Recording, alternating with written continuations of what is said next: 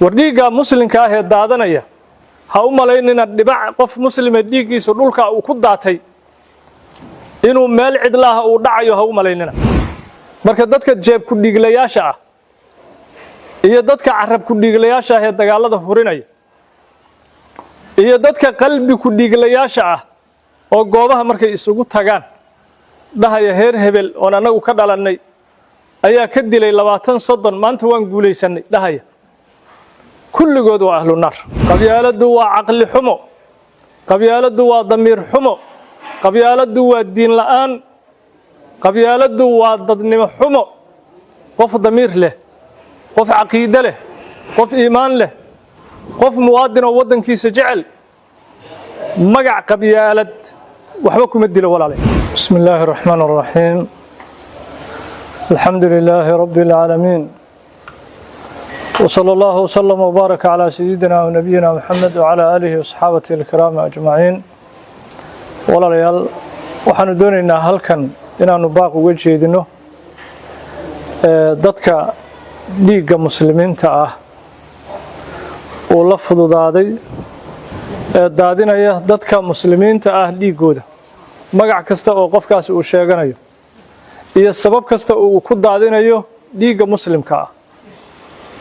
walaalyaal qofka muslimka ah dhiiggiisa Ilaahay subhanahu wa ta'ala wuu xushmeeyay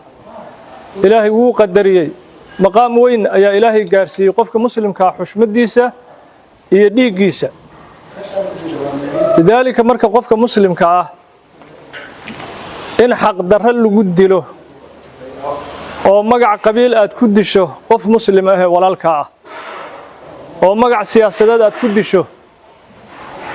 oo magac xaq darro aad ku disho waa xaraam walaalayaal waana jariimo weyn markii gaalnimo laga soo tago dambiga ugu culus oo Ilaahay laga galo subhanahu wa ta'ala iyo xuquuqda bini aadamka laga galo waa dhiig muslim oo la daadiyo walaalayaal ولذلك إلهي سبحانه وتعالى عقوبات شنعة أي إلهي أكرتبي قف مسلم وديق سلطاديه إلهي قرآن كريم كوحكوليه ومن يقتل مؤمنا متعمدا فجزاؤه جهنم خالدا فيها وغضب الله عليه ولعنه وأعد له عذابا عظيما بل أرمها إلهي استبدقي ميادا كحشون ربك انت إلهي استبدقي عقوباته بل فيري فجزاؤه جهنم إلهي وحور قف مؤمن قفك كس أدله أو حق دره كدله أبا المرنتي سوى النار جهنم ورميات حملي كرتان نار جهنم والعياذ بالله مسكين كاساتها ضعيف كاه ضب كاس أنه الشدنا إنه هدي فرتا أدود ويسه وتسوع عريسة نار جهنم أي إلهي سبحانه وتعالى أبا المرنتي إلهي كردي قف مسلمة قفك دله خالدا فيها isagoo waliba ku waarayo Ilaahay subhanahu wa ta'ala waqadib Allahu alayhi wa la'ana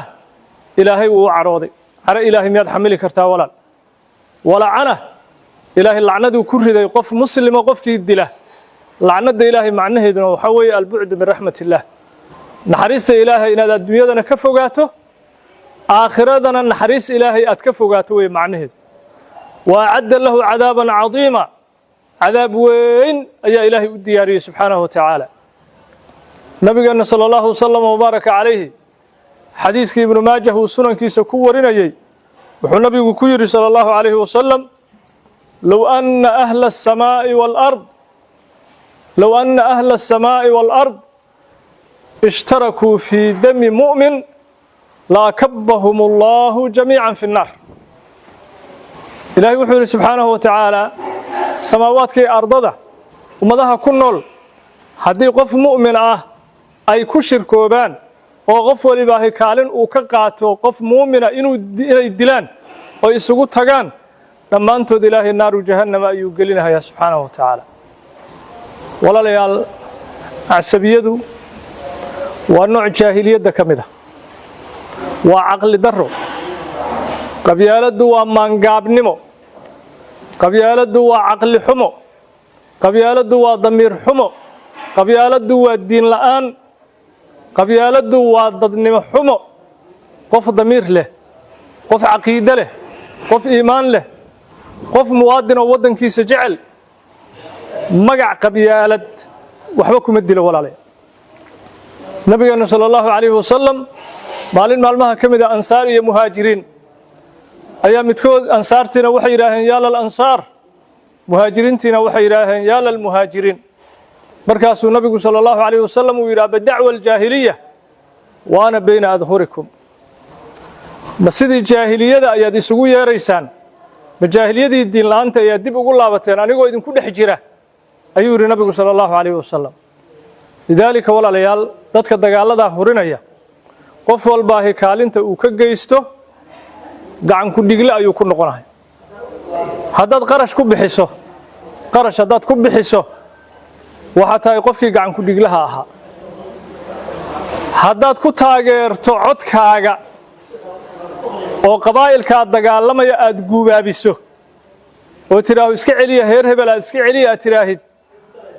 waxa tahay gacan ku dhigle nabigeena sallallahu alayhi wasallam xadiiska ibn maajah uu warinayay wuxuu ku yiri man aana ala qatl muslim walaw bishadri kalima laqiya allaha maktuban bayna aynayhi aayisun min rahmatillah qof muumina dilkiisa qofkii ka qayb qaata walaw hal eray haafkiis ba Allah ka dhigo dil ma aadan wada dhihin di ayaa tiri wadu bilawday di ayaa tiri dil meeshii aad ka dhihilahay ilaahay uu la kulmaa isagoo labadiisa indhood uu ku qoran yihiin qofkan wuxuu ka quustay naxariista ilaahay ayuu ka quustay marka dadka jeeb ku dhiglayaasha ah oo jeebka furaya dhaqaalaha ku bixinaya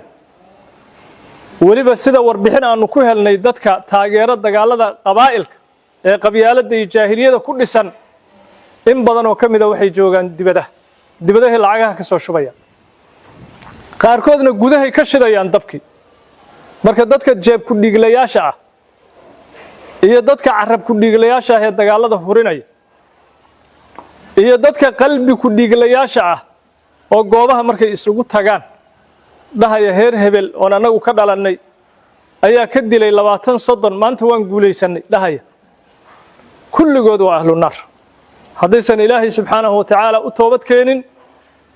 oo ficilka aysan gacanta kala bixinin jeeb ku dhigluhu waa ahlu naar carab ku dhigluhu waa ahlu naar gacan ku dhigluhu waa ahlu naar qalbi ku dhigluhu waa ahlu naar qayb walba oo dagaalada qofka uu ka qayb qaato qofkii wax dilay ayaad la mid sidaas awgeed waxaan ugu baaqaynaa dadka cuqaasha ah ahlul hal wal aqd culama diinka iyo dadka mas'uuliyiinta ah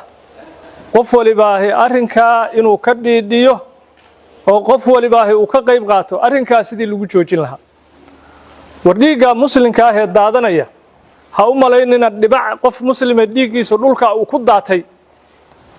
inuu meel cidlaha uu dhacayo ha u malaynina waxa ka dhalan doona abaaro oo qofkii gacan ku dhiglahaana aan ku koobnaan doonin ee dadka magaalada jooga iyo dadka miyiga jooga fitan wada camimi doonta ka dhalan doonta waxa ka dhalan doona cudurro xun waxa ka dhalan doona barakac baahsan waxa ka dhalan doonta siyaasadda oo naga qalloocata waxa ka dhalan doona dawlad la'aan waxa ka dhalan doona amni la'aan waxa ka dhalan doona sicir barar musiibooyin oo dhan ayaa ka dhalan doonta dhiigga muslimka haddaan la joojin ilaahay quraanka wuxuu ku leeyahay wattaquu fitna la tusiibanna alladheena zalamuu minkum khaassa iska ilaaliya oo iska jira fitno aan gaar ku noqon doonin kuwii dhaalimiinta ah fitnada sameeyay waxa ka dhalan doona gaar kuma noqon doonaan dadkii gacan ku dhiglayaasha ah kaliya bal siyaasadda iyo xumaan doonta caafimaadka iyo xumaan doona abaaro ayaa dilaaci doona sicir barar ayaa dilaaci doona arrinkan haddaan gacanta la isaga qabanin hada billahi tawfiiq assalamu alaykum wa rahmatullahi wa barakatuh